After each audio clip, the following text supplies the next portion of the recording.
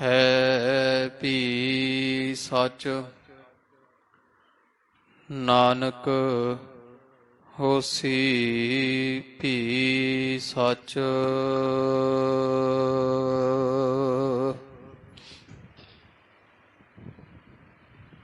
ਸ਼੍ਰੀ ਨਾਨਕ ਪਦ ਪੰਕਜ ਬੰਦਨ ਪਦ ਪੰਕਜ ਬੰਦਨ। ਸਿਮਰੋ ਅੰਗਦ ਦੋਖ ਨਿਕੰਦਨ।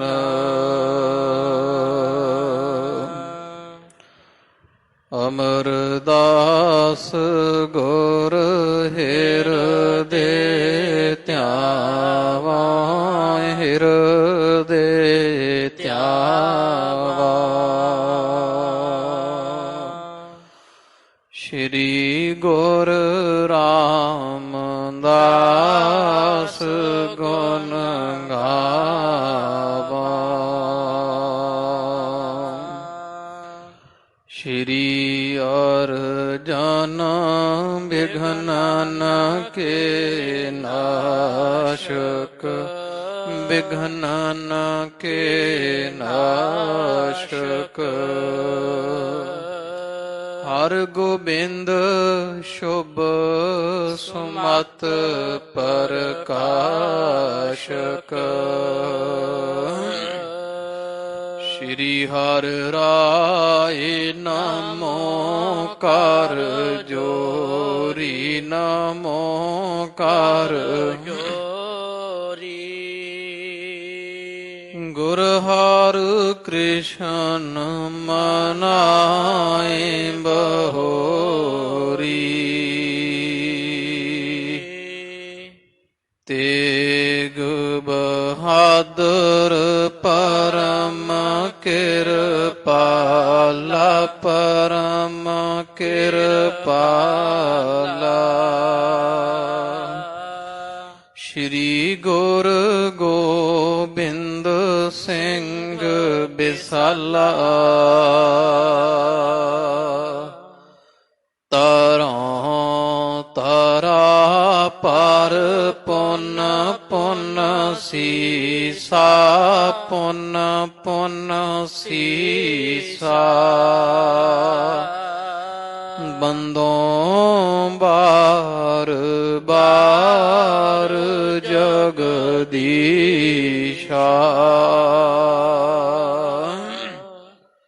ਜਿਸ ਮਹਿ ਅੰਮ੍ਰਿਤ ਗਿਆਨ ਹੈ ਮਾਣਿਕ ਭਗਤ ਵਿਰਾਗ।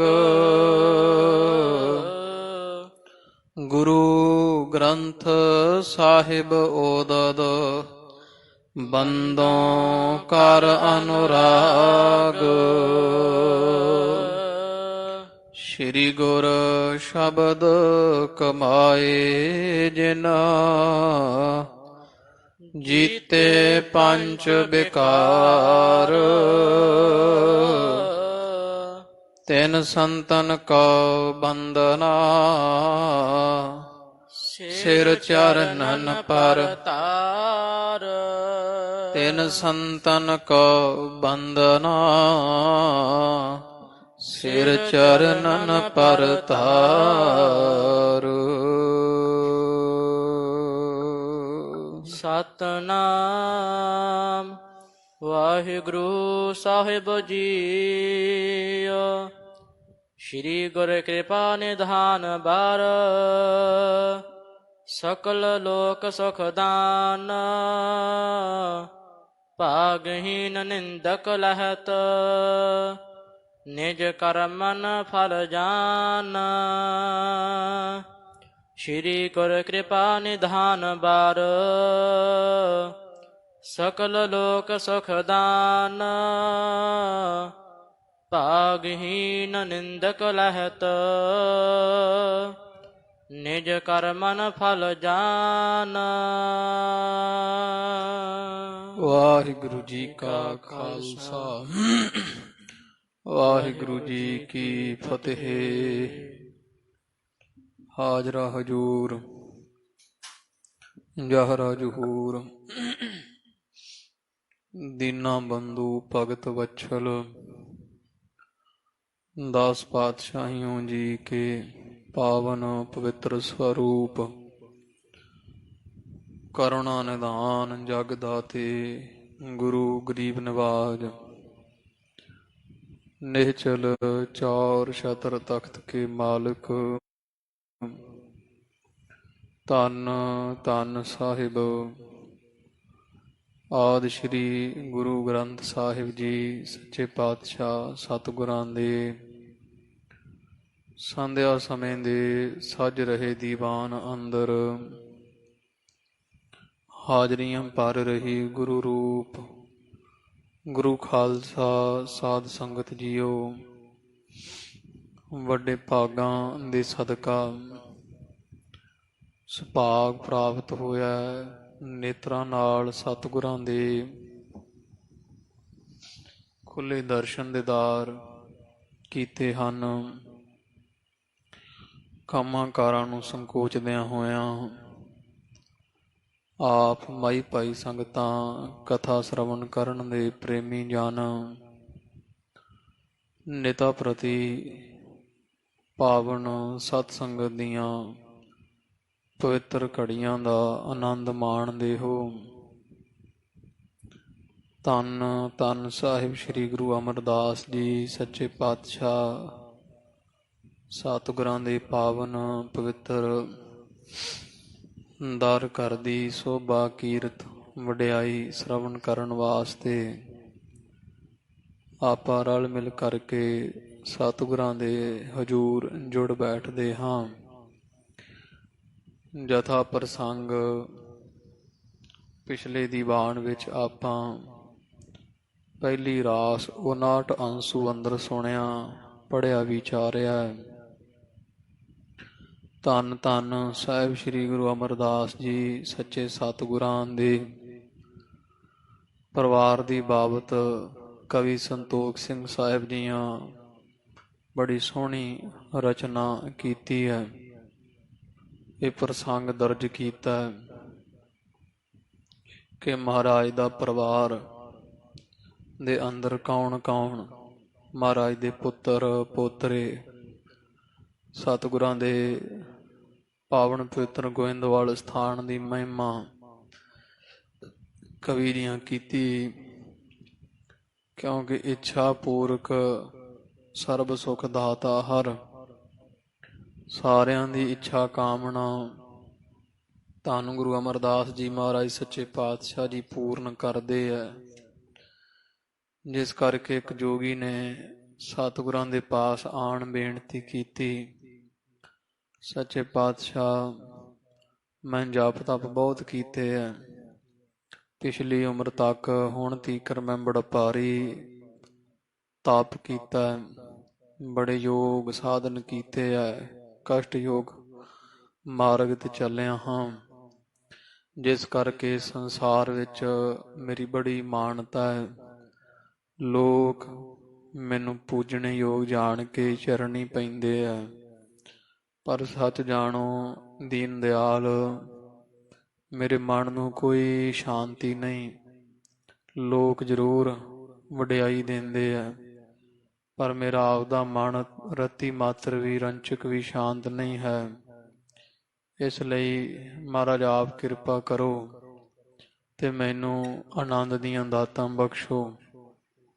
ਸੁਭੈ ਕੀ ਸਤਿਗੁਰਾਂ ਨੇ ਬਚਨ ਕੀਤੇ ਕਿ ਜੇ ਆਨੰਦ ਚਾਹੀਦਾ ਹੈ ਤੇ ਆ ਜਨਮ ਮਨੁੱਖਾ ਸਰੀਰ ਤਿਆਗ ਤੇ ਅਗਲੀ ਵਾਰੀ ਤੈਨੂੰ ਅਸੀਂ ਆਨੰਦ ਬਖਸ਼ਾਂਗੇ।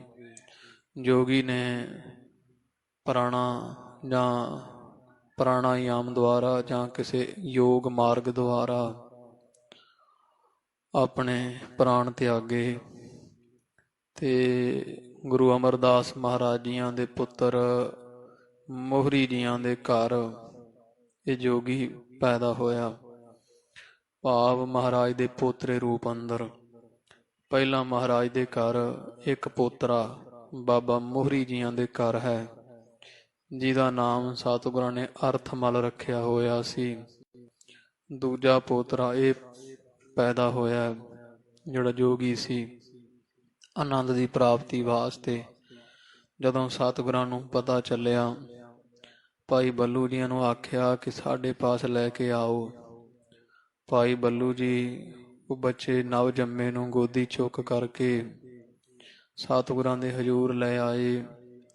ਮਹਾਰਾਜ ਨੇ ਗੋਦੀ ਵਿੱਚ ਚੁੱਕ ਕਰਕੇ ਬਿਠਾਲ ਕਰਕੇ ਆਖਿਆ ਕਿ ਇਹ ਆਨੰਦ ਦੀ ਇੱਛਾ ਕਰਕੇ ਸਾਡੇ ਕੁੱਲ ਵਿੱਚ ਪੈਦਾ ਹੋਇਆ ਹੈ, ਇਸ ਲਈ ਇਹਦਾ ਨਾਮ ਅਸੀਂ ਆਨੰਦ ਰੱਖਾਂਗੇ। ਜਿਹਦਾ ਨਾਮ ਮਹਾਰਾਜ ਨੇ ਆਨੰਦ ਰੱਖਿਆ। ਇੱਥੇ ਹੀ ਮਹਾਰਾਜ ਨੇ ਇਹਨੂੰ ਆਨੰਦ ਦੇਣ ਵਾਲੀ, ਸਾਰੇ ਸੰਸਾਰ ਨੂੰ ਮਹਾਨ ਸੁੱਖ ਦੇਣ ਵਾਲੀ ਸ਼੍ਰੀ ਆਨੰਦ ਸਾਹਿਬ ਜੀ ਕੀ ਪਾਵਨ ਬਾਣੀ ਉਚਾਰੀ ਰਚੀ। ਭਾਈ ਬੱਲੂ ਜੀਆਂ ਨੂੰ ਆਖਿਆ, ਕੋਠੇ ਤੇ ਚੜ੍ਹ ਕਰਕੇ ਸੋਹਣੇ ਰਾਗ ਅੰਦਰ ਢੋਲਕੀ ਦੀ ਆਵਾਜ਼ ਵਿੱਚ ਇਹ ਸੁੰਦਰ ਬਾਣੀ ਉੱਚੀ ਉੱਚੀ ਗਾ। ਇਹਦੀਆਂ 38 ਪੌੜੀਆਂ ਸਤਿਗੁਰਾਂ ਨੇ ਰਚੀਆਂ ਸਨ। 38 ਪੌੜੀਆਂ ਉੱਚੀ ਆਵਾਜ਼ ਵਿੱਚ ਭਾਈ ਬੱਲੂ ਜੀਆਂ ਨੇ ਗਾਈਆਂ। ਸੰਸਾਰ ਅੰਦਰ ਜਾਂ ਗੋਇੰਦਵਾਲ ਅੰਦਰ ਜਿੱਥੋਂ ਤੀਕਰ ਭਾਈ ਬੱਲੂ ਜੀ ਦੀ ਆਵਾਜ਼ ਗਈ, ਬੜਾ ਆਨੰਦ ਪ੍ਰਾਪਤ ਹੋਇਆ। ਜਿੰਨੇ ਵੀ ਸੁਣੀ ਹੈ, ਆਨੰਦ ਸੁਣੋ ਵਡਭਾਗੀ ਹੋ। ਇਹੋ ਜੀ ਦਾਤ ਇਹ ਗੁਰਬਾਣੀ ਨੇ ਬਖਸ਼ੀ। ਹੋਰ ਵੀ ਇਸ ਬਾਣੀ ਨੂੰ ਸਤਿਗੁਰਾਂ ਬੇਅੰਤ ਵਰਦਾਨ ਦਿੱਤੇ ਕਿ ਆਨੰਦ ਸਾਹਿਬ ਦੀ ਪਾਵਨ ਬਾਣੀ ਜਿਹੜਾ ਪੜ੍ਹੇਗਾ ਉਹ ਜੀਵਨ ਮੁਕਤ ਆਨੰਦ ਪ੍ਰਾਪਤ ਕਰੇਗਾ। ਖੁਸ਼ੀ ਦੇ ਪ੍ਰੋਗਰਾਮ ਜਾਂ ਖੁਸ਼ੀ ਦੇ ਕਿਸੇ ਸਮਾਗਮ ਤੇ, ਖੁਸ਼ੀ ਦੇ ਕਾਰਜ ਦੇ ਆਰੰਭ ਤੇ ਆਨੰਦ ਸਾਹਿਬ ਦੀ ਪਾਵਨ ਬਾਣੀ ਪੜ੍ਹੋ, ਕੋਈ ਵਿਘਨ ਨਹੀਂ ਪਵੇਗਾ, ਆਨੰਦ ਹੀ ਆਨੰਦ ਰਹਿਣਗੇ। ਇਸ ਤਰ੍ਹਾਂ ਮਹਾਰਾਜ ਨੇ ਇਹ ਬੱਚੇ ਆਨੰਦ ਨੂੰ ਆਨੰਦ ਬਖਸ਼ਿਸ਼ ਕੀਤਾ। ਫਿਰ ਮਹਾਰਾਜ ਦੇ ਘਰ ਤੀਸਰਾ ਪੋਤਰਾ ਪੈਦਾ ਹੋਇਆ। ਅਰਜਾਨੀ ਮੱਲ ਜੰਮਿਆ ਚੜ੍ਹਾਈ ਕਰ ਗਿਆ। ਗੁਰੂ ਅਮਰਦਾਸ ਮਹਾਰਾਜ ਦੇ ਪਾਸ ਬੱਚੇ ਦੀ ਮਾਤਾ ਨੇ ਆ ਕੇ ਰੁਦਨ ਕਰਨਾ, ਮਹਾਰਾਜ ਤੁਹਾਥੋਂ ਸਾਰਾ ਸੰਸਾਰ ਸੁੱਖ ਪ੍ਰਾਪਤ ਕਰਦਾ ਹੈ, ਕਿਰਪਾ ਕਰੋ ਇਹ ਬਾਲਕ ਨੂੰ ਜਿਉਂਦਾ ਕਰੋ। ਮੇਰਾਮਤ ਕਰਕੇ ਸਤਿਗੁਰਾਂ ਚਰਨ ਛੁਹਾ ਕੇ ਬਾਲਕ ਜਿਉਂਦਾ ਕੀਤਾ। ਕੁਝ ਮਹੀਨਿਆਂ ਬਾਅਦ ਇਹ ਬੱਚਾ ਫਿਰ ਚੜ੍ਹਾਈ ਕੀਤਾ। ਸਤਿਗੁਰਾਂ ਨੇ ਫਿਰ ਦੂਜੀ ਵਾਰੀ ਜਿਉਂਦਾ ਕੀਤਾ।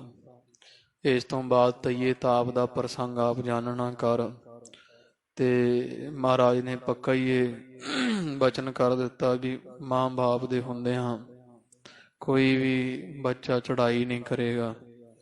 ਤੋ ਇਸ ਤਰ੍ਹਾਂ ਸਾਰਿਆਂ ਨੂੰ ਸੁੱਖ ਬਖਸ਼ਿਆ। ਵੱਡੇ ਸਾਹਿਬਜ਼ਾਦੇ ਸਤਿਗੁਰਾਂ ਦੇ ਬਾਬਾ ਮੋਹਨ ਜੀ ਇੱਕ ਵਾਰ ਇਸ ਤਰ੍ਹਾਂ ਹੀ ਜਿਵੇਂ ਕਿਸ਼ੋਰ ਅਵਸਥਾ ਵਿੱਚ ਚੱਲਦੇ ਫਿਰਦੇ ਮਹਾਰਾਜ ਸੱਚੇ ਪਾਤਸ਼ਾਹ ਜੀਆਂ ਦੇ ਪਾਸ ਆਏ। ਗਰੀਬ ਨਵਾਜ ਨੇ ਸੁਤੇ ਹੀ ਕਹਿ ਦਿੱਤਾ ਕਿ ਆਓ ਮੋਹਨ ਦੀਵਾਨੇ ਮਸਤਾਨੇ ਬੇਪਰਵਾਹੇ। ਉਹ ਮਹਾਰਾਜ ਦਾ ਬਚਨ ਸਫੁਰ ਹੋਇਆ। ਬਾਬਾ ਮੋਹਨ ਜੀਆਂ ਨੂੰ ਸੁਧ ਕੀ ਨਾ ਸੁਧ ਰਹੀ, ਬੁੱਧ ਕੀ ਨਾ ਬੁੱਧ ਰਹੀ, ਮਤ ਮੇ ਨਾ ਮਤ ਹੈ। ਸਦਾ ਆਨੰਦ ਵਿੱਚ ਅੰਤਰਮੁਖੀ ਬਿਰਤੀ ਕਰਕੇ ਲੀਨ ਰਹਿੰਦੇ। ਕਦੇ ਦੋ ਹੱਥਾਂ ਨਾਲ ਪ੍ਰਸ਼ਾਦਾ ਛਕਣ ਲੱਗ ਜਾਂਦੇ, ਕਈ ਮਹੀਨੇ ਚੁੱਪ ਰਹਿੰਦੇ ਜਾਂ ਉੱਚੀ ਉੱਚੀ ਬੋਲਦੇ।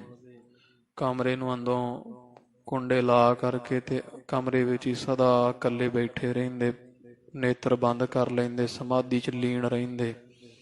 ਤੋ ਇਹੋ ਜਿਹੀ ਬਾਬਾ ਮੋਹਨ ਜੀਆਂ ਦੀ ਹਾਲਤ ਵੇਖ ਸਤਿਗੁਰੂ ਅਮਰਦਾਸ ਜੀ ਮਹਾਰਾਜ, ਸਤਿਗੁਰਾਂ ਦੇ ਮਹਿਲ ਬੀਬੀ ਰਾਮ ਕੌਰ ਜਾਂ ਰਾਮੋ ਜੀ, ਇਹਨਾਂ ਫਿਕਰ ਕੀਤਾ ਦੁੱਖ ਪੁੱਤ ਦਾ ਹਰੇਕ ਮਾਂ ਨੂੰ ਹੈ। ਆਏ ਸਤਿਗੁਰਾਂ ਦੇ ਪਾਸ ਬੇਨਤੀ ਕੀਤੀ, ਹੈ ਮਹਾਰਾਜ ਆਪ ਜੀ ਦੇ ਛੋਟੇ ਸਾਹਿਬਜ਼ਾਦੇ ਮੋਹਰ ਜੀ ਜਾਂ ਮੋਹਰੀ ਜੀ ਦੇ ਘਰੇ 3 ਸਪੁੱਤਰ ਸੰਤਾਨਾਂ, ਬੜੇ ਖੁਸ਼ੀਆਂ ਖੇੜੇ ਹੈ। ਉੱਥੇ ਹੀ ਆਪ ਜੀ ਦੇ ਵੱਡੇ ਸਾਹਿਬਜ਼ਾਦੇ ਮੋਹਨ ਜੀ ਦੇ ਘਰੇ ਕੋਈ ਸੰਤਾਨ ਨਹੀਂ। ਜੇ ਤੁਹਾਨੂੰ ਪਤਾ ਸੀ ਵੀ ਮੋਹਨ ਜੀ ਨੇ ਇਸ ਤਰ੍ਹਾਂ ਦੀਵਾਨੇ ਮਸਤਾਨੇ ਬਣ ਜਾਣਾ, ਆਪਾਂ ਇਹਦਾ ਵਿਵਾਹ ਨਾ ਕਰਦੇ। ਵੱਡੀ ਬਹੂ ਨੂੰਹ ਹੈ ਜਿਹੜੀ ਪੁੱਤਰ ਦੀ ਪ੍ਰਾਪਤੀ ਤੋਂ ਬਿਨਾਂ ਬੜੀ ਦੁਖੀ ਰਹਿੰਦੀ ਹੈ। ਤੋ ਆਪ ਮਹਾਰਾਜ ਕੋਈ ਕਿਰਪਾ ਕਰੋ। ਸਤਿਗੁਰਾਂ ਨੇ ਬਚਨ ਕੀਤਾ, ਮਾਤਾ ਰਾਮੋ ਜੀਆਂ ਨੂੰ ਕਿ ਸਨੂਖਾ ਬਾਬਾ ਮੋਹਨ ਜੀ ਦੀ ਪਤਨੀ, ਇਹਨਾਂ ਨੂੰ ਤੁਸੀਂ ਇਸ਼ਨਾਨ ਪਾਣ ਕਰਵਾ ਸੋਹਣੇ ਵਸਤਰ ਸੁੱਚੇ ਪਹਿਨਾ ਕੇ ਬਾਬਾ ਮੋਹਨ ਜੀ ਦੇ ਚਰਨੀ ਪਾ ਦਿਓ। ਤੇ ਜਦੋਂ ਬਾਬਾ ਮੋਹਨ ਜੀ ਸਮਾਧੀ ਉਥਾਨ ਹੋਣਗੇ, ਨੇਤਰ ਖੋਲਣਗੇ, ਉਹਨਾਂ ਦੀ ਨੇਤਰ ਦ੍ਰਿਸ਼ਟੀ ਚੋਂ ਅੰਮ੍ਰਿਤ ਵਹਿੰਦਾ। ਜੋ ਵੀ ਇੱਛਾ ਕਰੇਗੀ ਇਹ ਬੱਚੀ, ਉਹੀ ਇੱਛਾ ਦੀ ਮਹਾਰਾਜ ਪਰਮੇਸ਼ਰ ਗੁਰੂ ਨਾਨਕ ਪੂਰੀ ਕਰਨਗੇ। ਇਸ ਤਰ੍ਹਾਂ ਉਹ ਕਰਨ ਉਪਰੰਤ ਬਾਬਾ ਮੋਹਨ ਜੀਆਂ ਦੇ ਚਰਨੀ ਲੱਗਣਾ, ਪਰਮੇਸ਼ਰ ਜਾਣ ਕੇ ਬਾਬਾ ਮੋਹਨ ਜੀਆਂ ਦੀ ਸੁਪਤਨੀ ਜੀਆਂ ਤੇ ਪੁੱਤਰ ਦੀ ਪ੍ਰਾਪਤੀ ਹੋਈ, ਜਿਹਦਾ ਨਾਮ ਸਤਿਗੁਰਾਂ ਸੰਸਰਾਮ ਰੱਖਿਆ। ਮਹਾਰਾਜ ਸੱਚੇ ਪਾਤਸ਼ਾਹ ਨੇ ਮਿਹਰ ਕੀਤੀ ਹੈ। ਇਹ ਬੱਚੇ ਦੀ ਮਾਤਾ ਬਚਪਨ ਵਿੱਚ ਹੀ ਚੜ੍ਹਾਈ ਕਰ ਗਈ ਸੰਸਰਾਮ ਦੀ। ਮਹਾਰਾਜ ਜੀ ਨੂੰ ਪਲਦੇ ਪੋਸਦੇ ਆ, ਆਪਣੇ ਨਾਲ ਹੀ ਸਾਰਾ ਦਿਨ ਰੱਖਦੇ ਆ, ਸਤਿਗੁਰਾਂ ਨਾਲ ਹੀ ਪ੍ਰਸ਼ਾਦਾ ਛਕਦਾ ਹੈ। ਬੱਚਿਆਂ ਦਾ ਸੁਭਾਅ ਹੁੰਦਾ ਹੈ ਜਿਵੇਂ ਦਾਦੀ ਦਾਦੇ ਨਾਲ ਬਹੁਤਾ ਪ੍ਰੇਮ ਤੇ ਕਰਦੇ ਆ। ਮਹਾਰਾਜ ਦਾ ਜੂਠਾ ਪ੍ਰਸ਼ਾਦਾ ਇਹਨੇ ਛਕਣਾ, ਜਿਸ ਕਰਕੇ ਇਹਨੂੰ ਬ੍ਰਹਮ ਗਿਆਨ ਛੋਟੀ ਉਮਰ ਹੀ ਪ੍ਰਾਪਤ ਹੋਇਆ। ਇਹ ਬੱਚਾ ਸੰਸਰਾਮ ਪੋਥੀਆਂ ਲਿਖਦਾ ਹੈ, ਸੁੰਦਰ ਬਾਣੀ, ਸੁੰਦਰ ਲਿਖਾਈ ਅੰਦਰ ਸਾਰੀ ਗੁਰੂ ਨਾਨਕ ਪਾਤਸ਼ਾਹ ਮਹਾਰਾਜ ਦੀ, ਗੁਰੂ ਅੰਗਦ ਦੇਵ ਜੀ ਮਹਾਰਾਜ, ਧੰਨ ਗੁਰੂ ਅਮਰਦਾਸ ਸੱਚੇ ਪਾਤਸ਼ਾਹ ਜੀਆਂ ਦੀ ਪਾਵਨ ਬਾਣੀ ਹੈ ਸੰਸਰਾਮ ਦੀਆਂ ਲਿਖੀ। ਇਹ ਆਪਾਂ ਪ੍ਰਸੰਗ ਕੱਲ ਸੁਣਿਆ, ਇਹਦਾ ਫਲ ਕਵੀ ਜੀਆਂ ਦੱਸਿਆ। ਜਿਹੜਾ ਇਹ ਗੁਰੂ ਅਮਰਦਾਸ ਮਹਾਰਾਜ ਦੇ ਪੋਤਰਿਆਂ ਦੇ ਪ੍ਰਸੰਗ ਕਥਾ ਸੁਣੇਗਾ, ਮਹਾਰਾਜ ਉਹਨੂੰ ਪੁੱਤਰ ਦੀ ਦਾਤ ਬਖਸ਼ਣਗੇ। ਘਰ ਵਿੱਚ ਕਿਸੇ ਵਸਤੂ ਦਾ ਟੋਟਾ ਨਹੀਂ ਰਹੇਗਾ। ਅੱਗੇ ਮਹਾਰਾਜ ਗੁਰੂ ਅਮਰਦਾਸ ਪਾਤਸ਼ਾਹ ਦੀ ਮਹਿਮਾ ਵੇਖ। ਇੱਥੇ ਰਹਿਣ ਵਾਲਾ ਤਪਾ ਮਹਾਰਾਜ ਤੋਂ ਬੜਾ ਖਫਾ ਹੋਇਆ, ਨਿੰਦਾ ਕਰਦਾ, ਸਾੜਾ ਈਰਖਾ ਮਨਾਉਂਦਾ। ਉਹ ਜਿਵੇਂ ਫਿਰ ਉਹ ਹੈ ਤਾਂ ਪਖੰਡੀ ਸੀ ਤੇ ਬਣ ਕੇ ਬਹੁਤਾ ਬਹਿੰਦਾ ਸੀ, ਬ੍ਰਹਮ ਗਿਆਨੀ, ਬੜਾ ਵੱਡਾ ਭਾਰੀ ਤਪ ਕਰਨ ਵਾਲਾ। ਮਹਾਰਾਜ ਨੇ ਫਿਰ ਜਿਵੇਂ ਉਹ ਖਡੂਰ ਦੇ ਤਪੇ ਦਾ ਪਾਜ ਉਘੇੜਿਆ ਸੀ, ਸੁਹਾਗੇ ਮਗਰ ਧੂ ਕੇ ਮਰਵਾਇਆ ਜੱਟਾਂ ਪਾਸੋਂ, ਉਸ ਤਰ੍ਹਾਂ ਹੀ ਜਿਵੇਂ ਇਹ ਤਪੇ ਦਾ ਮਹਾਰਾਜ ਜੀ ਪੜਦਾ ਉਘੇੜਦੇ ਸਾਰੇ ਨਗਰ ਅੰਦਰ ਸੰਗਤਾਂ ਵਿੱਚ।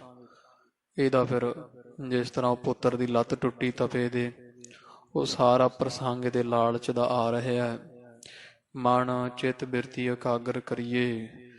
ਧੰਨ ਗੁਰੂ ਅਮਰਦਾਸ ਗੁਰੂ ਗਰੀਬ ਨਿਵਾਜ ਸਤਿਗੁਰਾਂ ਨੂੰ ਹਿਰਦੇ ਵਸਾਓ। ਸਭ ਸੰਗਤ ਆਖਣਾ ਜੀ ਸਤਿਨਾਮ ਸ਼੍ਰੀ ਵਾਹਿਗੁਰੂ ਸਾਹਿਬ ਜੀ। ਸਤਿਨਾਮ ਸ਼੍ਰੀ ਵਾਹਿਗੁਰੂ ਸਾਹਿਬ ਜੀ। ਦੋਹਰਾ ਸ਼੍ਰੀ ਗੁਰ ਕਿਰਪਾ ਨਿਧਾਨ ਬਾਰ। ਇਸ ਤਰ੍ਹਾਂ ਮਹਾਰਾਜ ਅੱਗੇ ਸਤਿਗੁਰਾਂ ਦੀ ਮਹਿਮਾ ਕਵੀ ਸੰਤੋਖ ਸਿੰਘ ਜੀ ਕਰਦੇ ਹੈ। ਧੰਨ ਧੰਨ ਸ਼੍ਰੀ ਗੁਰੂ ਅਮਰਦਾਸ ਜੀ ਸਤਿਗੁਰੂ ਕਿਰਪਾ ਦੇ ਖਜ਼ਾਨੇ ਹਨ। ਸਕਲ ਲੋਕ ਸੁਖਦਾਨ ਤੇ ਸਾਰੇ ਸੰਸਾਰ ਨੂੰ, ਸਭ ਲੋਕਾਂ ਨੂੰ ਸੁਖ ਦਾ ਦਾਨ ਬਖਸ਼ਣ ਵਾਲੇ ਜਾਂ ਤਿੰਨਾਂ ਲੋਕਾਂ ਵਿੱਚ ਸੁਖ ਦੇਣ ਵਾਲੇ ਆ। ਭਾਗਹੀਨ ਨਿੰਦਕ ਲਹਿਤ। ਪਰ ਜਿਹੜੇ ਭਾਗਾਂ ਤੋਂ ਹੀਣੇ ਆ ਨਾ, ਉਹ ਨਿੰਦਾ ਕਰਦੇ ਮਹਾਰਾਜ ਦੀ, ਉਹ ਨਹੀਂ ਮਹਾਰਾਜ ਦੀ ਮਹਿਮਾ ਜਾਣਦੇ ਆ। ਨਿਜ ਕਰਮਨ ਫਲ ਜਾਨ। ਕਿਉਂਕਿ ਕਵੀ ਜੀ ਕਹਿੰਦੇ ਉਹਨਾਂ ਦੇ ਵਾਸ ਦੀ ਗੱਲ ਨਹੀਂ, ਉਹ ਆਪਦੇ ਪਿਛਲੇ ਖੋਟੇ ਕਰਮ ਕੀਤੇ ਆ। ਇਸ ਕਰਕੇ ਗੁਰੂ ਅਮਰਦਾਸ ਮਹਾਰਾਜ ਸਤਿਗੁਰਾਂ ਦੀ ਮਹਿਮਾ ਤੋਂ ਅਣਜਾਣ ਹੈ ਤੇ ਗੁਰੂ ਗਰੀਬ ਨਵਾਜ ਸਤਿਗੁਰਾਂ ਦੀ ਨਿੰਦਾ ਕਰਦੇ ਆ। ਉਹ ਕਰਦੇ ਤਾਂ ਆ ਕਿਤੇ ਪਿਛਲੇ ਕਰਮ ਨਹੀਂ ਨਾ, ਕਰਮ ਚੰਗੇ ਹੋਣ ਤੇ ਖਾਲਸਾ ਜੀ ਗੁਰੂ ਦੀ ਮਹਿਮਾ ਗਾਉਣ ਦਾ ਸੁਭਾਗ ਆਪਾਂ ਨੂੰ ਪ੍ਰਾਪਤ ਹੁੰਦਾ।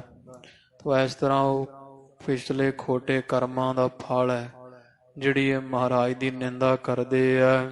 ਜੈਸੇ ਭਾਨ ਉਦੈ ਪਏ। ਜਿਵੇਂ ਕੋਈ ਸੂਰਜ ਜਦੋਂ ਚੜ੍ਹਦਾ ਹੈ ਅੰਮ੍ਰਿਤ ਵੇਲੇ, ਸੂਰਜ ਦੇ ਚੜ੍ਹਨ ਕਰਕੇ ਸਭ ਜਗ ਤਿਮਰ ਨਸਾਏ। ਤੇ ਇਹ ਚੜ੍ਹਦਾ ਹੋਇਆ ਸੂਰਜ ਸਾਰੇ ਸੰਸਾਰ ਦਾ ਤਾਂ ਹਨੇਰਾ ਦੂਰ ਕਰ ਦਿੰਦਾ ਹੈ। ਦੁਰਭਾਗੀ ਪੇਚਕ ਤਉ। ਪਰ ਮਾੜੇ ਭਾਗਾਂ ਵਾਲਾ ਜਿਹੜਾ ਉੱਲੂ ਹੁੰਦਾ ਹੈ, ਅੰਧ ਭਏ ਦੁਖ ਪਾਏ। ਉਹ ਸੂਰਜ ਚੜ੍ਹ ਪੜਨ ਦੇ ਨਾਲ ਅੰਨਾ ਹੋ ਜਾਂਦਾ, ਦੁੱਖ ਪ੍ਰਾਪਤ ਹੁੰਦਾ। ਇਸ ਤਰ੍ਹਾਂ ਗੁਰੂ ਅਮਰਦਾਸ ਮਹਾਰਾਜ ਸੂਰਜਵਤ ਹਨ, ਨਿੰਦਕ ਉੱਲੂਆਂ ਵਰਗੇ ਹੈ। ਮਹਾਰਾਜ ਦੀ ਸ਼ੋਭਾ ਚੜੇ ਦਿਨ ਵਰਗੀ ਹੈ, ਪ੍ਰਕਾਸ਼ ਵਰਗੀ ਹੈ।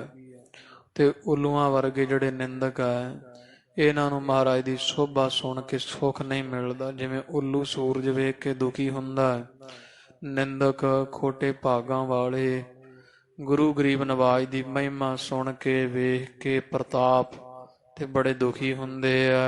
ਚਾਪਈ ਸਭ ਜਗ ਸਤਿਗੁਰ ਕੇ ਗੁਣ ਗਾਵੇ। ਸਾਰਾ ਸੰਸਾਰ ਜਿਹੜਾ ਹੈ ਉਹ ਗੁਰੂ ਅਮਰਦਾਸ ਸਤਿਗੁਰਾਂ ਦੇ ਗੁਣ ਗਾਉਂਦਾ ਹੈ। ਦਰਸ ਪਰਸ ਮਨ ਬਾਛਤ ਪਾਵੇ। ਮਹਾਰਾਜ ਦੇ ਦਰਸ਼ਨ ਕਰਦੇ, ਚਰਨ ਪਰਸ ਕਰਕੇ ਮਨ ਨੂੰ ਜੋ ਇੱਛਾ ਹੁੰਦੀ ਉਹ ਸਾਰੇ ਫਲਾਂ ਦੀ ਪ੍ਰਾਪਤੀ ਸੰਸਾਰ ਦੇ ਜੀਵਾਂ ਨੂੰ ਹੋ ਰਹੀ ਹੈ। ਤਪਾਹੁ ਤੋ ਇੱਕ ਗੋਇੰਦਵਾਲ। ਤੇ ਇਸ ਤਰ੍ਹਾਂ ਮਹਾਰਾਜ ਦੀ ਮਹਿਮਾ ਸੰਸਾਰ ਅੰਦਰ ਵੱਧਦੀ ਹੈ। ਗੋਇੰਦਵਾਲ ਸਾਹਿਬ ਦੇ ਵਿੱਚ ਇੱਕ ਇੱਥੇ ਹੀ ਤਪਾ ਰਹਿੰਦਾ ਹੈ ਕੋਈ ਪਖੰਡੀ। ਸੁਨ ਜਸ ਜਰੈ ਹੋਤ ਬੇਹਾਲ। ਤੇ ਮਹਾਰਾਜ ਸੱਚੇ ਪਾਤਸ਼ਾਹ ਜੀਆਂ ਦੀ ਮਹਿਮਾ ਸੁਣ ਸੁਣ ਕੇ, ਜਸ ਸੁਣ ਕੇ ਸੜਦਾ ਤੇ ਇਹ ਬੇਹਾਲ ਹੁੰਦਾ, ਦੁਖੀ ਹੁੰਦਾ ਹੈ। ਮਰਵਾਹਨ ਕੋ ਪ੍ਰੋਧਾ ਜਾਨੋ। ਤੇ ਇਹ ਉਸ ਤਰ੍ਹਾਂ ਜਿਹੜੇ ਮਰਵਾਹੇ ਖੱਤਰੀ ਹੈ ਇਥੋਂ ਦੇ ਗੋਇੰਦਵਾਲ ਦੇ, ਇਹਨਾਂ ਦਾ ਪ੍ਰੋਤ ਬਣਿਆ ਹੋਇਆ ਹੈ। ਭਾਵ ਜਿਵੇਂ ਉਹ ਇਹਨਾਂ ਦੇ ਕੁਲ ਪੰਡਤ ਹੁੰਦੇ ਆ, ਇਸ ਤਰ੍ਹਾਂ ਹੈ। ਉਸ ਜੋਗੀ ਕੋ ਮਿੱਤਰ ਸਮਾਨੋ। ਤੇ ਇਹ ਜੋਗੀ ਕਿਹੋ ਜਿਹਾ ਹੈ? ਕਵੀ ਜੀ ਕਹਿੰਦੇ ਜਿਹੜਾ ਇੱਕ ਖਡੂਰ ਸਾਹਿਬ ਵਿੱਚ ਤਪਾ ਸੀ ਨਾ, ਜਿਹਨੇ ਗੁਰੂ ਅੰਗਦ ਮਹਾਰਾਜ ਨੂੰ ਕਢਵਾਇਆ ਸੀਗਾ ਖਡੂਰ ਸਾਹਿਬ ਦੇ ਵਿੱਚੋਂ, ਕਹਿੰਦੇ ਉਹਦਾ ਹੀ ਬਿਲਕੁਲ ਹੂਬਹੂ ਉਹਦਾ ਹੀ ਮਿੱਤਰ ਜਾਣ ਲਓ, ਉਹਦਾ ਹੀ ਭਰਾ ਜਾਣ ਲਓ, ਉਸੇ ਵਰਗੇ ਇਹਦੇ ਲੱਛਣ ਹਨ। ਜਾਂ ਕਾ ਗੁਰ ਸ਼੍ਰੀ ਗੁਰ ਅਮਰ ਪ੍ਰਕਾਸ਼। ਤੇ ਜਿਨ੍ਹਾਂ ਨੂੰ ਜਿਸ ਖਡੂਰ ਦੇ ਤਪੇ ਨੂੰ ਗੁਰੂ ਅਮਰਦਾਸ ਸੱਚੇ ਪਾਤਸ਼ਾਹ ਜੀਆਂ ਸਭ ਸੰਸਾਰ ਦੇ ਸਾਹਮਣੇ ਹੀ ਮੱਧ ਖਡੂਰ ਦੰਡ ਦਇਓ ਰਾਸ। ਤੇ ਖਡੂਰ ਸਾਹਿਬ ਦੇ ਵਿੱਚ ਮਹਾਰਾਜ ਗੁਰੂ ਅਮਰਦਾਸ ਨੇ ਉਹ ਜਿਹੜੇ ਆ ਖਹਿਰੇ ਜੱਟਾਂ ਪਾਸੋਂ ਸੁਹਾਗੇ ਮਗਰ ਧੂ ਕੇ ਮਰਵਾਇਆ ਸੀ। ਜਿਵੇਂ ਉਹਨੂੰ ਦੰਡ ਦਿੱਤਾ ਸੀ ਮਹਾਰਾਜ ਨੇ ਖਡੂਰ ਦੇ ਤਪੇ ਨੂੰ, ਇਹ ਵੀ ਉਵੇਂ ਦਾ ਹੀ ਤਪਾ ਹੈ, ਉਸੇ ਤਰ੍ਹਾਂ ਦੀ ਇਹਦਾ ਸੁਭਾਅ ਹੈ, ਉਵੇਂ ਹੀ ਗੁਰੂ ਘਰ ਨਾਲ ਈਰਖਾ ਕਰਦਾ ਹੈ। ਤਾਂ ਕੀ ਕਥਾ ਪ੍ਰਸਿੱਧ ਸੋ ਪਾਛੈ। ਜਿਹੜੀ ਉਹ ਕਵੀ ਜੀ ਕਹਿੰਦੇ ਖਡੂਰ ਸਾਹਿਬ ਦਾ ਤਪਾ ਸੀ ਪਖੰਡੀ, ਖਹਿਰੇ ਜੱਟਾਂ ਦੇ ਜਿਹੜਾ ਉਹ ਝਗੜਾ ਕਰਵਾਇਆ ਮਹਾਰਾਜ ਨਾਲ, ਉਹ ਪਿੱਛੇ ਅਸੀਂ ਕਥਾ ਜਿਹੜੀ ਸਾਰੀ ਬੜੀ ਪ੍ਰਸਿੱਧ ਰੂਪ ਵਿੱਚ ਵਰਣਨ ਭਈ ਪ੍ਰਕਾਸ਼ ਸੋ ਆਛੈ। ਤੇ ਉਹ ਬੜੀ ਚੰਗੀ ਤਰ੍ਹਾਂ ਅਸੀਂ ਪਿਛਲੇ ਗੁਰੂ ਅੰਗਦ ਪਾਤਸ਼ਾਹ ਮਹਾਰਾਜ ਦੇ ਇਤਿਹਾਸ ਵਿੱਚ ਕਵੀ ਜੀ ਕਹਿੰਦੇ ਲਿਖ ਆਏ ਆ। ਉਹ ਸਾਰੀ ਕਥਾ ਤੁਸੀਂ ਸਾਰਿਆਂ ਸੁਣੀ ਹੈ ਖਡੂਰ ਦੇ ਤਪੇ ਦੀ। ਦੀਨ ਦਇਆਲ ਗੁਰ ਅੰਗਦ ਕੇਰੀ। ਜਿਹੜੀ ਧੰਨ ਗੁਰੂ ਅੰਗਦ ਪਾਤਸ਼ਾਹ ਦੀਨ ਦਿਆਲ ਪਾਤਸ਼ਾਹ ਮਹਾਰਾਜ ਦੀ ਕਥਾ ਹੈ। ਕਰੀ ਅਵਗਿਆ ਦੁਸ਼ਟ ਕਨੇਰੀ। ਉਥੇ ਤੁਸੀਂ ਸੁਣਿਆ ਸਾਰਿਆਂ ਨੇ ਵੀ ਇਸ ਖਡੂਰ ਦਾ ਇੱਕ ਤਪਾ ਹੁੰਦਾ ਸੀ, ਜਿਹਨੂੰ ਗੁਰੂ ਅਮਰਦਾਸ ਮਹਾਰਾਜ ਨੇ ਫਿਰ ਦੰਡ ਦਵਾਇਆ ਸੀ ਜੱਟਾਂ ਪਾਸੋਂ। ਉਸ ਨੇ ਗੁਰੂ ਅੰਗਦ ਪਾਤਸ਼ਾਹ ਮਹਾਰਾਜ ਦੀ ਬੜੀ ਅਵਗਿਆ ਕੀਤੀ ਸੀ ਜਦੋਂ ਮਹਾਰਾਜ ਨੂੰ ਖਡੂਰ ਸਾਹਿਬ ਦੇ ਵਿੱਚੋਂ ਕਢਵਾ ਦਿੱਤਾ ਸੀ। ਸੋ ਗੁਰ ਅਮਰ ਸਹਾਰ ਨਾ ਸਕੇ। ਤੇ ਗੁਰੂ ਅਮਰਦਾਸ ਮਹਾਰਾਜ ਗੁਰੂ ਅੰਗਦ ਪਾਤਸ਼ਾਹ ਦੀ ਹਜ਼ੂਰੀ 'ਚ ਰਹਿੰਦੇ ਸਨ ਤੇ ਸਹਾਰ ਨਹੀਂ ਸਕੇ ਮਹਾਰਾਜ ਦੀ ਜਦੋਂ ਬੇਅਦਬੀ ਹੋਈ ਹੈ।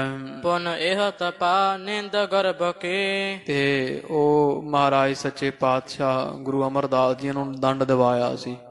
ਉਸੇ ਤਰ੍ਹਾਂ ਕਵੀ ਜੀ ਕਹਿੰਦੇ ਇਹ ਤਪਾ ਹੈ ਖਡੂਰ ਵਾਲਾ। ਇਹ ਹੁਣ ਉਹ ਗੁਰੂ ਅੰਗਦ ਪਾਤਸ਼ਾਹ ਦੀ ਨਿੰਦਾ ਕਰਦਾ ਸੀ ਖਡੂਰ ਸਾਹਿਬ ਵਾਲਾ। ਇਹ ਗੋਇੰਦ ਵਾਲਾ ਤਪਾ ਜਿਹੜਾ ਹੈ ਗੋਇੰਦ ਸਾਹਿਬ ਵਾਲਾ, ਇਹ ਜਿਹੜਾ ਤਪਾ ਇਹ ਗੁਰੂ ਅਮਰਦਾਸ ਮਹਾਰਾਜ ਦੀ ਬੜੀ ਨਿੰਦਿਆ ਕਰਦਾ ਹੈ। ਸ਼੍ਰੀ ਸਤਿਗੁਰੂ ਨਾਮ ਰਸ ਮਾਤੇ। ਤੇ ਗੁਰੂ ਪਾਤਸ਼ਾਹ ਦਾ ਨਾਮ ਰਸ ਵਿੱਚ ਸਦਾ ਮਾਤੇ ਰਹਿੰਦੇ ਆ, ਤਦਾਕਾਰ ਰਹਿੰਦੇ ਆ। ਅਜਰ ਜਰੈ ਰਹਿ ਸੁਖ ਦਾਤੇ। ਅਜਰ ਜਰਨ ਭਾਵ ਜਿਹੜੀ ਨਹੀਂ ਵੀ ਗੱਲ ਜਰਨ ਵਾਲੀ ਮਹਾਰਾਜ ਉਹ ਵੀ ਜਰ ਲੈਂਦੇ, ਬੜੇ ਧੀਰ ਜਵਾਨ ਹਨ ਸੱਚੇ ਪਾਤਸ਼ਾਹ ਤੇ ਸਤਿਗੁਰੂ ਗਰੀਬ ਨਵਾਜ ਸੁੱਖਾਂ ਦੇ ਦਾਤੇ ਹਨ। ਕਛੁਕ ਕਾਲ ਇਮ ਭਇਓ ਬਤੀਤ। ਕੁਝ ਕੁ ਜਿਹੜਾ ਸਮਾਂ ਹੈ ਇਸੇ ਤਰ੍ਹਾਂ ਇਹ ਨਿੰਦਾ ਕਰਦਾ ਹੈ ਗੋਇੰਦਵਾਲ ਦਾ ਤਪਾ, ਤੇ ਸਮਾਂ ਮਹਾਰਾਜ ਜਰੀ ਜਾਂਦੇ ਆ ਚੁੱਪ ਕਰਕੇ। ਇਸ ਤਰ੍ਹਾਂ ਕੁਝ ਕਾਫੀ ਸਮਾਂ ਬਤੀਤ ਹੋਇਆ। ਨਿੰਦਾ ਕਰੀ ਜਾਂਦਾ, ਮਹਾਰਾਜ ਚੁੱਪ ਰਹਿੰਦੇ ਆ। ਖੇਲ ਰਚਿਓ ਸਤਿਗੁਰ ਇਸ ਰੀਤ, ਤੇ ਇੱਕ ਦਿਨ ਮਹਾਰਾਜ ਨੇ ਇਹੋ ਜਿਹਾ ਗੁਪਤ ਬਾਸ਼ਾ ਖੇਡ ਕੌਤਕ ਵਰਤਾਇਆ ਗੁਰੂ ਗਰੀਬ ਨਵਾਜ ਜੀਆਂ ਨੇ। ਸ਼੍ਰੀ ਬਾਵਲੀ ਪਈ ਤੈਯਾਰ, ਉਹਨੇ ਚਿਰ ਨੂੰ ਜਿਹੜੀ ਬੌਲੀ ਸਾਹਿਬ ਦਾ ਪਾਵਨ ਸਥਾਨ ਹੈ ਇਹ ਤਿਆਰ ਹੋ ਚੁੱਕਾ ਸੀ, ਪੂਰੀ ਤਰ੍ਹਾਂ ਬਣ ਗਿਆ ਹੈ। ਜਠ ਆਰੰਭੀ ਗੁਰ ਕਰਤਾਰ, ਜਠ ਕੇ ਛਠ, ਅੱਛਾ ਤੋ ਗੁਰੂ ਗਰੀਬ ਨਵਾਜ ਸੱਚੇ ਪਾਤਸ਼ਾਹ ਜੀਆਂ ਜਠ ਕੀਤਾ, ਛਠ ਕਹਿ ਲੋ ਜਠ ਕਹਿ ਲੋ। ਉਹ ਜਿਵੇਂ ਆਪਾਂ ਮਹੂਰਤ ਕਰਦੇ ਹਾਂ ਘਰਾਂ ਦਾ, ਗੁਰੂ ਅਮਰਦਾਸ ਮਹਾਰਾਜ ਜੀ ਇੱਕ ਕੌਤਕ ਵਰਤਾਇਆ ਤਪੇ ਨੂੰ ਮੱਤ ਦੇਣ ਵਾਸਤੇ ਹੀ। ਮਹਾਰਾਜ ਨੇ ਨਾ ਇਹ ਬੌਲੀ ਸਾਹਿਬ ਦਾ ਮਹੂਰਤ ਕਰਵਾਇਆ ਵੀ ਹੁਣ ਸਾਰੀਆਂ ਸੰਗਤਾਂ ਆਉਣ, ਇੱਕ ਵਾਰੀ ਬੜਾ ਇਕੱਠ ਕੀਤਾ ਵੀ ਇੱਥੇ ਬੌਲੀ ਸਾਹਿਬ ਦਾ ਮਹੂਰਤ ਕੀਤਾ ਜਾਵੇਗਾ। ਇਹਨੂੰ ਜੱਠ ਕਹਿ ਲੈਂਦੇ ਆ ਵੀ ਜਿਵੇਂ ਆਪਾਂ ਦਾਨ ਪੁੰਨ ਕਰਦੇ ਨਵੇਂ ਘਰ ਵਿੱਚ ਜਾ ਕੇ ਲੰਗਰ ਪ੍ਰਸ਼ਾਦਾ ਕਰਦੇ ਆ, ਉਸੇ ਤਰ੍ਹਾਂ ਹੀ ਇਹ ਜਿਹੜੇ ਹਨ ਗੁਰੂ ਅਮਰਦਾਸ ਜੀ ਇਹਨਾਂ ਜੱਠ ਕੀਤਾ। ਉਹ ਪੁੰਨ ਦਾਨ ਵਜੋਂ ਪ੍ਰਸ਼ਾਦਾ ਪਾਣੀ ਤਿਆਰ ਕਰਵਾਇਆ, ਸਭ ਨੂੰ ਸੱਦੇ ਭੇਜੇ ਆ ਬੌਲੀ ਸਾਹਿਬ ਬਣਨ ਦੀ ਖੁਸ਼ੀ ਅੰਦਰ।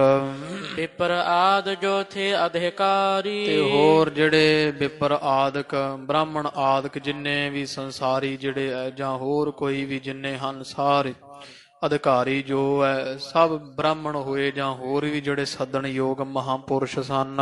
ਸੰਤ ਮਹੰਤ ਜਤੀ ਘਰ ਬਾਰੀ, ਜਿਹੜੇ ਘਰ-ਬਾਰ ਵਾਲੇ ਗ੍ਰਸਤੀ ਜਤੀ ਸਤੀ ਸੰਤ ਮਹਾਤਮਾ ਖਟ ਭੇਖ ਬੜੇ ਮਹਾਤਮਾ ਸੰਤ ਸਤਿਗੁਰਾਂ ਨੇ ਸੱਦੇ ਆ।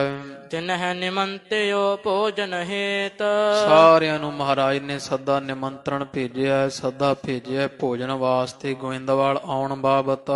ਸਭ ਨ ਮਾਨਿਓ ਸਹਿਤ ਸੁਹੇਤ, ਜਿਹਨੂੰ ਵੀ ਸੁਨੇਹਾ ਭੇਜਿਆ ਮਹਾਰਾਜ ਨੇ ਸਭ ਨੇ ਪ੍ਰੇਮ ਸਹਿਤ ਉਹ ਸਤਿਗੁਰਾਂ ਦਾ ਸੱਦਾ ਕਬੂਲ ਪ੍ਰਵਾਨ ਕੀਤਾ ਤੇ ਬੜੇ ਖੁਸ਼ ਹੋਏ ਆ ਵੀ ਮਹਾਰਾਜ ਨੇ ਸਾਨੂੰ ਬੁਲਾਇਆ ਹੈ। ਤਪੇ ਨਿਮੰਤਨ ਮਾਨਿਓ ਨਾਹੀ, ਤੇ ਮਹਾਰਾਜ ਨੇ ਇਹ ਤਪਾ ਜਿਹੜਾ ਰਹਿੰਦਾ ਨਾ ਗੋਇੰਦਵਾਲ ਸਾਹਿਬ ਗਰੀਬ ਨਵਾਜ ਨੇ ਸਿੱਖਾਂ ਦੇ ਹੱਥ ਇਹਨੂੰ ਵੀ ਜਿਹੜਾ ਉਹ ਸੱਦਾ ਭੇਜਿਆ, ਪਰ ਇਹ ਅੱਗੋਂ ਵੈੜਾ ਹੀ ਬੋਲਿਆ।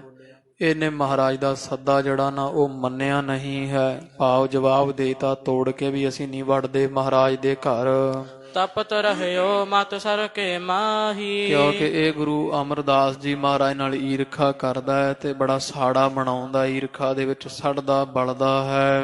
ਦੋਏ ਤ੍ਰੈ ਬਾਰ ਸਮਾਨਖ ਫਿਰੇ, ਇਹ ਮੋੜਾ ਇਹ ਸਿੱਖ ਮਹਾਰਾਜ ਨੇ ਫਿਰ ਭੇਜ 3 ਵਾਰੀ ਸੱਚੇ ਪਾਤਸ਼ਾਹ ਜੀਆਂ ਨੇ ਇਹ ਤਪੇ ਨੂੰ ਸੱਦੇ ਭੇਜੇ ਹੈ, 3 ਵਾਰ ਸਤਿਗੁਰਾਂ ਸਿੱਖਾਂ ਨੂੰ ਭੇਜਿਆ ਹੈ।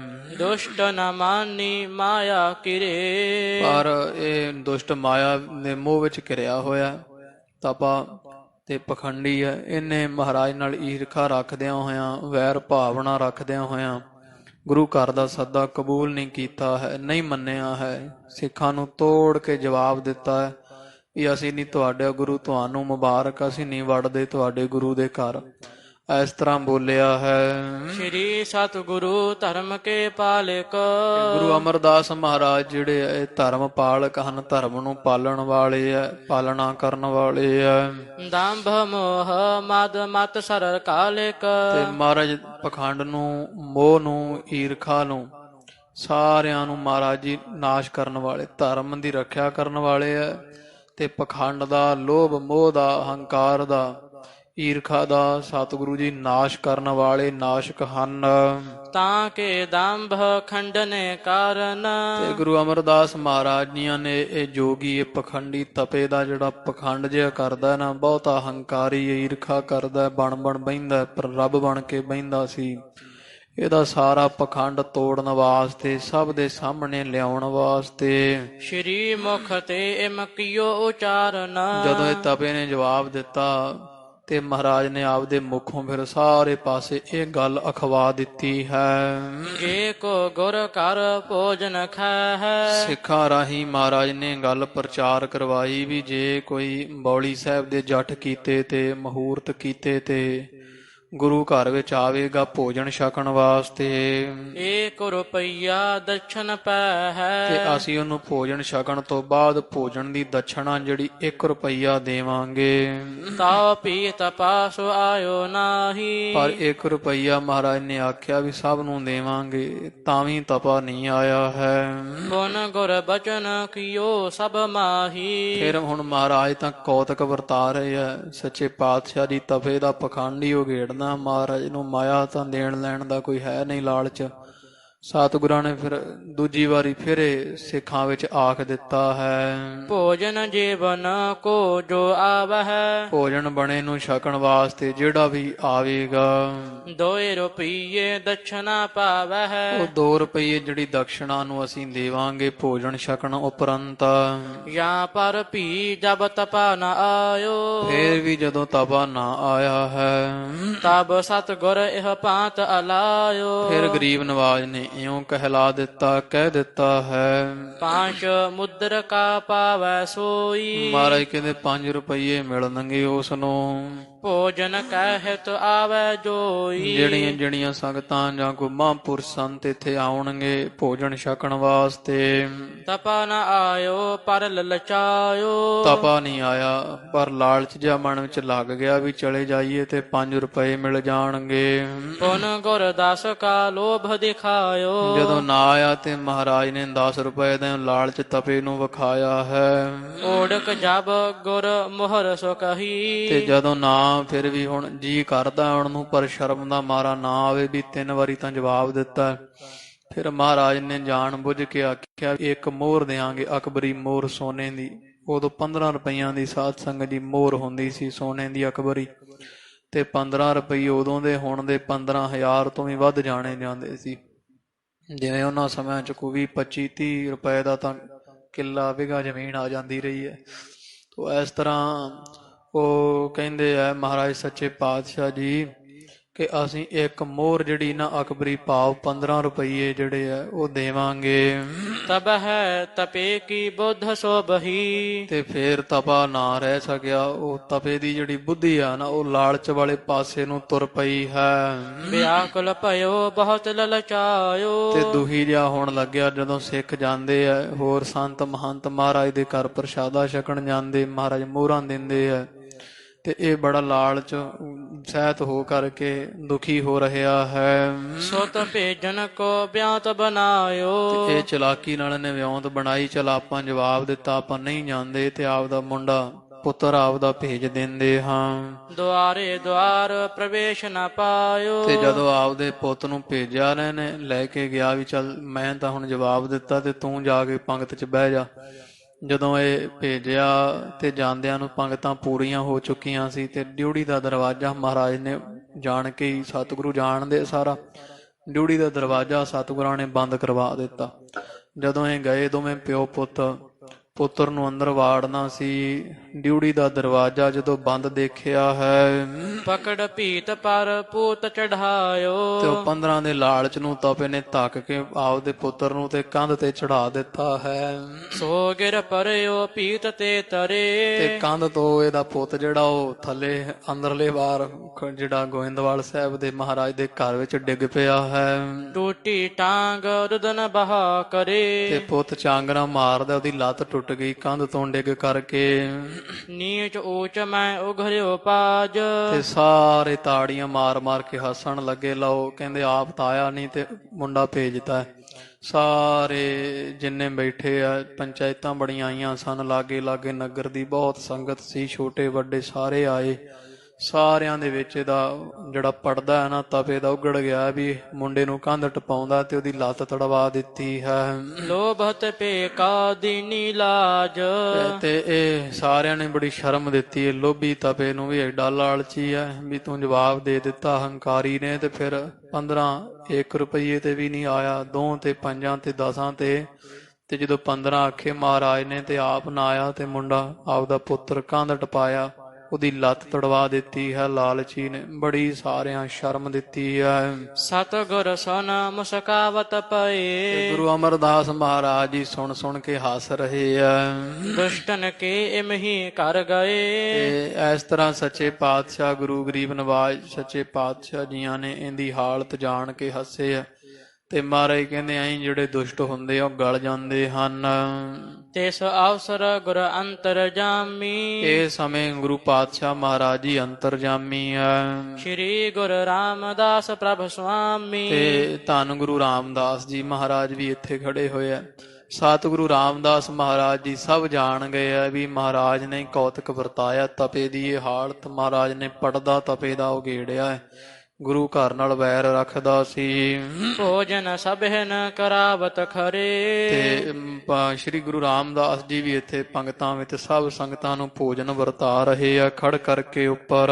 ਸੁਨਿਤ ਬ੍ਰਿਤਾਂਤ ਬਚਨ ਸੋ ਕਰੇ ਤੇ ਸ਼੍ਰੀ ਰਾਮਦਾਸ ਜੀ ਸੁਣ ਕੇ ਸਾਰਾ ਬਿਰਤਾਂਤ ਤੇ ਬਚਨ ਕੀਤੇ ਆ। ਗਾਉੜੀ ਰਾਗ ਵਾਰ ਕੇ ਭੀਤਰ ਗੌੜੀ ਰਾਗਨੀ ਅੰਦਰ ਵਾਰ ਦੇ ਵਿੱਚ ਇਹ ਬਚਨ ਦਰਜ ਹਨ। ਸ਼੍ਰੀ ਗੁਰੂ ਗ੍ਰੰਥ ਸਾਹਿਬ ਮਹਾਰਾਜ ਅੰਦਰ। ਭਨਿਓ ਸਲੋਕ ਸੋ ਸੁਨੋ ਸਿੱਖ ਬਾਰ ਇਹ ਸ਼੍ਰੇਸ਼ਟ ਸਿੱਖੋ ਸੁਣੋ ਫਿਰ ਜਿਹੜਾ ਸ਼੍ਰੀ ਗੁਰੂ ਰਾਮਦਾਸ ਜੀਆਂ ਨੇ ਉਹ ਤਪੇ ਦਾ ਸਾਰਾ ਪ੍ਰਸੰਗ ਇੱਕ ਸ਼ਲੋਕ ਵਿੱਚ ਉਚਾਰਿਆ ਹੈ। ਗੌੜੀ ਰਾਗਨੀ ਅੰਦਰ। ਸਤਿਗੁਰ ਕੋ ਪ੍ਰਤਾਪ ਦਿਖਰਾਇਓ ਉਸ ਸ਼ਲੋਕ ਦੇ ਅੰਦਰ ਗੁਰੂ ਅਮਰਦਾਸ ਮਹਾਰਾਜ ਦਾ ਪ੍ਰਤਾਪ ਸ਼੍ਰੀ ਰਾਮਦਾਸ ਜੀਆਂ ਵਿਖਾਇਆ ਪ੍ਰਗਟ ਕੀਤਾ ਹੈ। ਨਿੰਦਾ ਦੋਖ ਅਧਿਕ ਪ੍ਰਗਟਾਇਓ ਤੇ ਨਿੰਦਾ ਦਾ ਜਿਹੜਾ ਦੋਖ ਹੁੰਦਾ ਔਗਣ ਉਹ ਪ੍ਰਗਟ ਕਰਕੇ ਵਿਖਾ ਦਿੱਤਾ ਵੀ ਨਿੰਦਕਾਂ ਦੀ ਕੀ ਹਾਲਤ ਹੁੰਦੀ ਹੈ। ਇਹ ਫਿਰ ਮਹਾਰਾਜ ਸ਼੍ਰੀ ਗੁਰੂ ਰਾਮਦਾਸ ਜੀਆਂ ਸ਼ਬਦ ਉਚਾਰਨ ਕੀਤਾ ਹੈ। ਸ਼੍ਰੀ ਮੁਖ